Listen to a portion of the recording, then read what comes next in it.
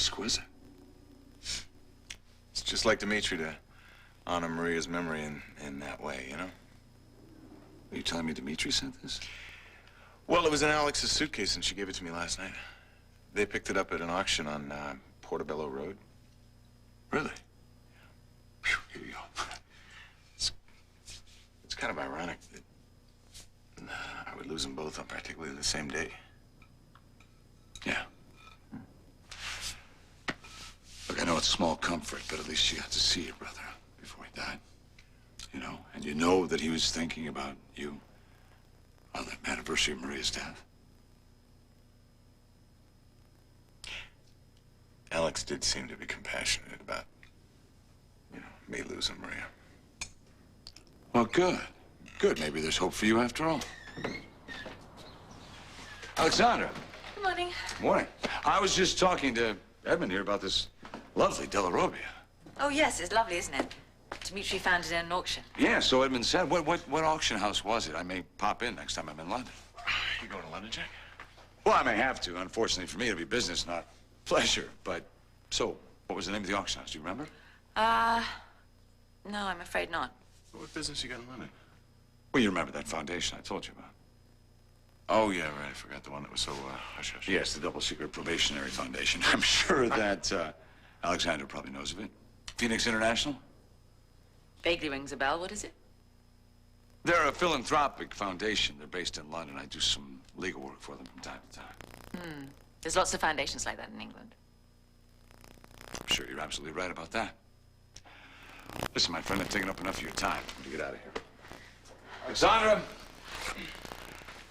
Nice to see you again. You too. Don't forget to sign those forms. You don't want Uncle Sam knocking on this door, all right? I will, Jake. Thanks. I'm just gonna get some tea. Alex, wait. Where were you all night?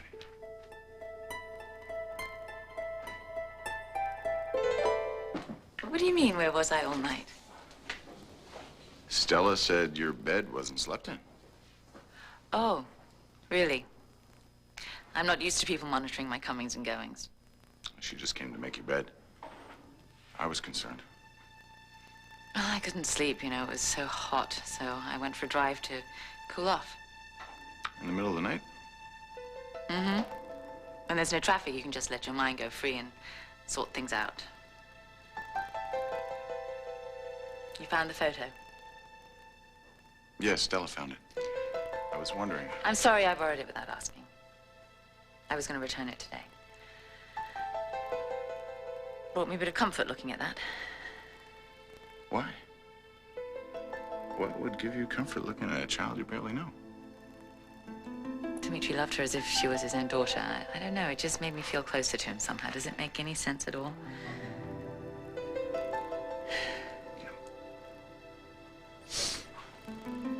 Still, it's hard to accept, you know, that he's gone. And, you know, when we cheated death in the aqueduct, we swore we'd grow old together. I can't believe that he's dead of an aneurysm at his age. It's hard to accept, I know. Yeah. Which is why I contacted a friend of mine at Pine Valley Hospital, Joe Martin. He's the chief of staff. What for? Well, I want him to look at a copy of Dimitri's medical report from the doctor at Seaview. Could you get me a copy? Yes, of course.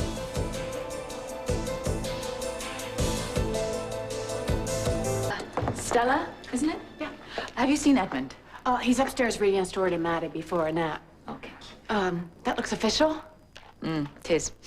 Is it the report on Mr. Marick from the hospital? The one you told Mr. Gray about? Yeah. He's expecting it. Does it say what killed him? I'm sorry, I don't mean to be nosy. It's just, he wasn't sick or anything. This just came out of nowhere. I understand. Well, the report says that it was a cerebral incident. It sounds like an old-fashioned stroke to me. It's odd, isn't it, for someone his age? He was young. Too young. It wasn't a stroke, it was an aneurysm.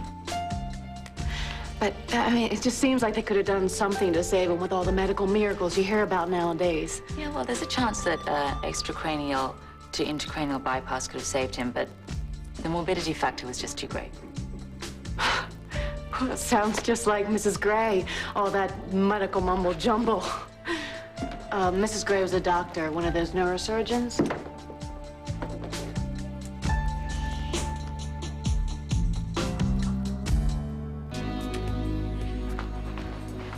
I have a very good memory. And all that medical jargon was just a direct quote from Dr. Silbert. When he gave me the hospital report, he explained Dimitri's cause of death, and I just made some notes in the margin.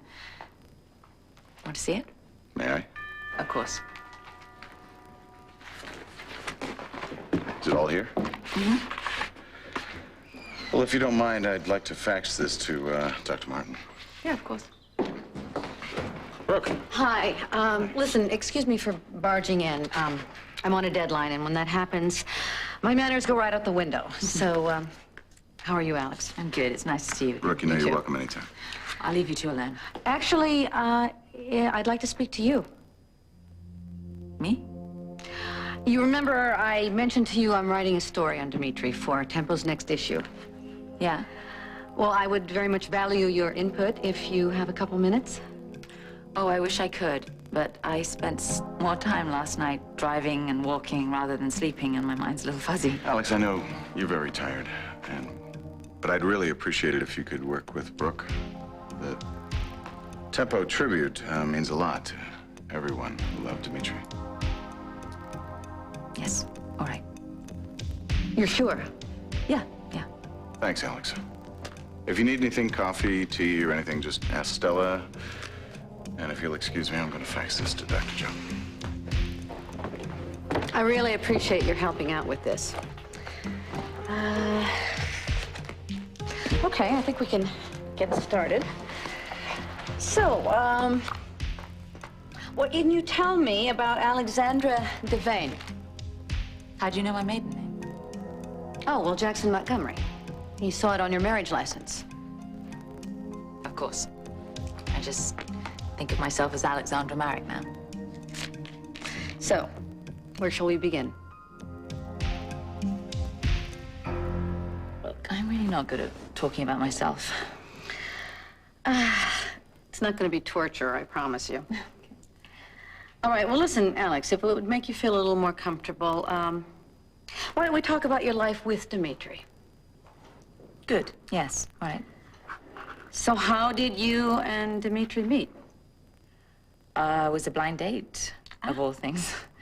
I swore I'd never have one of those. Yes, Edmund actually mentioned the blind date. So, I have to agree with you also. Blind dates can be horrible. Awful. Were you ever married before you met Dimitri? He was the love of my life. In other words, you hit it off immediately? It was love at first sight? I think that we just both realized we shared so many interests together.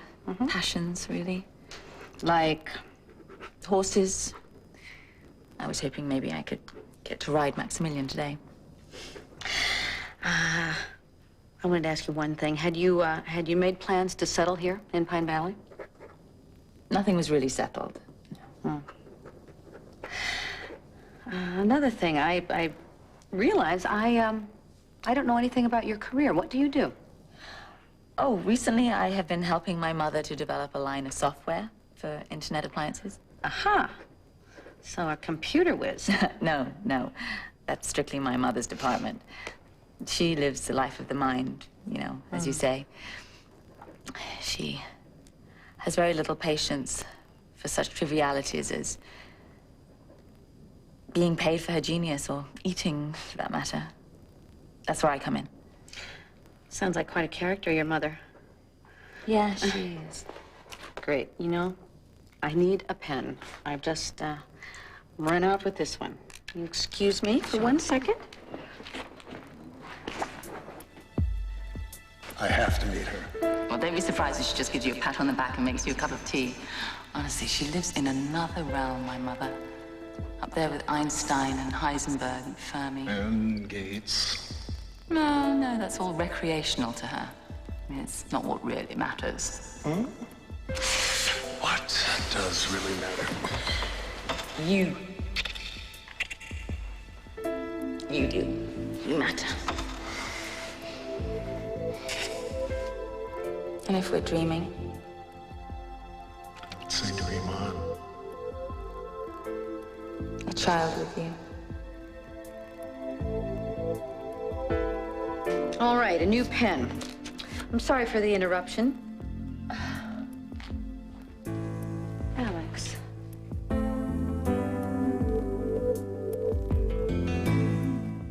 Really sorry if this upset you. I am. Oh, I'm not the sort that usually breaks down. Can we do this another time? Of course. Thank you. Thank you for understanding. Excuse me.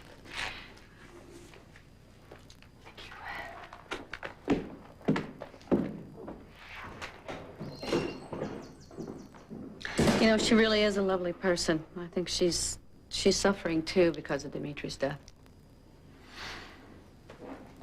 How'd the interview go? Oh, well, you know, what there was of it. You know, they met on a blind date. Her mother's a computer whiz. They, you know, both loved riding horses. That was one of their passions. That's it? What did Alex say about herself? Well, not a lot of information. I mean, she answered my questions, but not a lot of information. She seems to have a talent for that. You know, I'd love to speak to her again, but I'm on this deadline, and, you know, if I don't get this done, I'm not going to get the story on Dimitri in the next issue. You know, there is a way to get the info you need for your article without Alex's input. What are you saying? Unidentified sources? Feels very underhanded. Brooke, we do this kind of research all the time. No, we don't. Not when it's with people that we're involved with personally. Brooke, you're a reporter on a deadline. This is a legitimate tool when the direct route is unavailable. Oh, well, thank you for giving me the excuse that I need.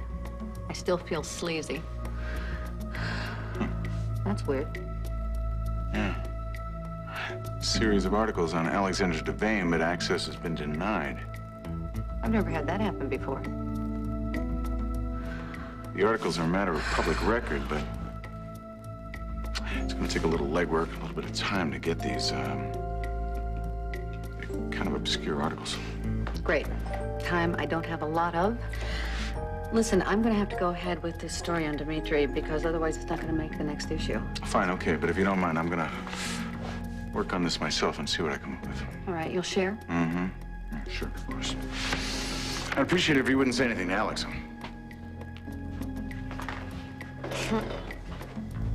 You're doing a background check behind her back? That's invading her privacy. Just don't think of it as background check. Just think of it as doing biographical research. Well, you're not doing it because you have any interest in what I'm writing. Brooke, this woman just came into my world, and my brother is dead. Now I have a right to know who the hell Alexandra Devane really is.